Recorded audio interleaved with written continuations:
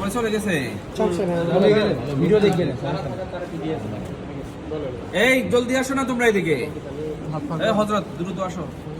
বলেন করো আমি করতেছি দায়িত্ব নেই এখানে রাখা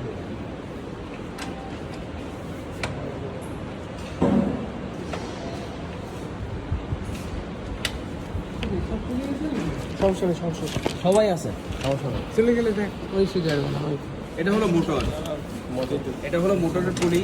মোটর পুলি থেকে এই মধ্যখানে যে পুলিটা আছে ওই অলরেডি ইন্টারমিডিয়েট পুলি, মাধ্যমিক পুলি।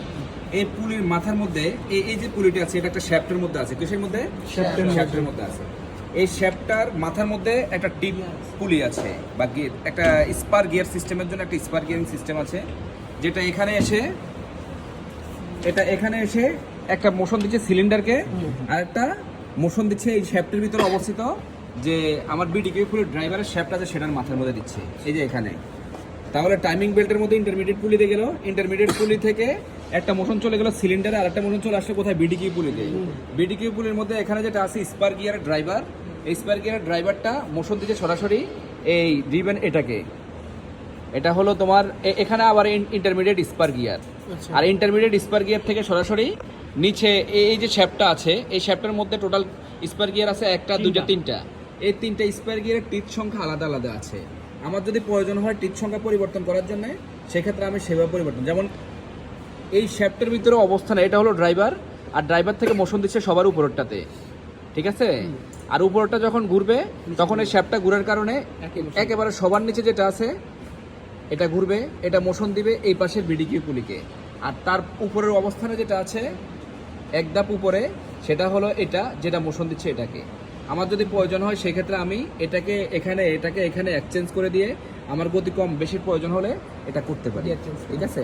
এটাকে বলা হয় চেঞ্জ গিয়ার বক্স। এই চেঞ্জ গিয়ার বক্সের ভিতরে আমার এখানে যে ইন্টারমিডিয়েট যে ড্রাইভারগুলো আছে সেটার মধ্যে বিভিন্ন টিপ বা বিভিন্ন দাঁতের গিয়ার আছে, স্পার গিয়ার আছে, যেটাকে উপরে নিচে করে অথবা কাস্টমাইজ ডিফল্ট যেভাবে সেটিং থাকে সেই সেটিং অনুযায়ী এই মেশিনের কাউন্টের রেঞ্জ অনুযায়ী বিভিন্ন জিএসএম এর ফেব্রিক তৈরি করতে পারি। আচ্ছা, গিয়ার উপর নিচে বলতে এটাকে ম্যানুয়ালি করবো না?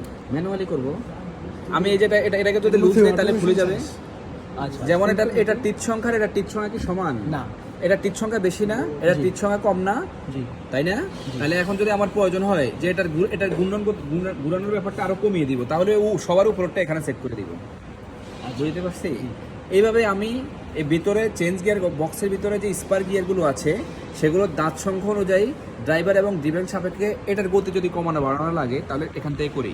আর যদি এখান থেকেই সেটা করা সম্ভব হয় তাহলে আর ভেতরে হাত দেওয়া হয় না। সাধারণত এই মেশিনের যে গেজ সেটা রেঞ্জের উপর ভিত্তি করে এখানে ম্যাক্সিমাম এবং মিনিমামের সুযোগ আছে, সেই জন্য আমরা এটার ভিতরে সাধারণত হাত দিই না।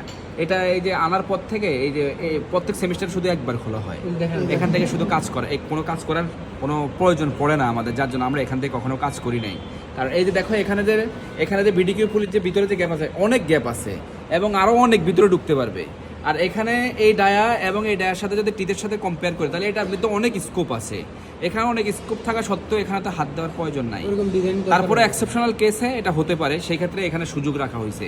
বুঝতে পারছি? স্যার, যে এখানে এই যে সিস্টেমটা দেখালো এটা কোথায়? এটা এখানে এটার ভিতরে আছে, কিন্তু এখানে যে সিস্টেমে দেখানো হয়েছে এই মেশিনের মধ্যে সেই সিস্টেম নাই। আমরা এটা আঁকাবো?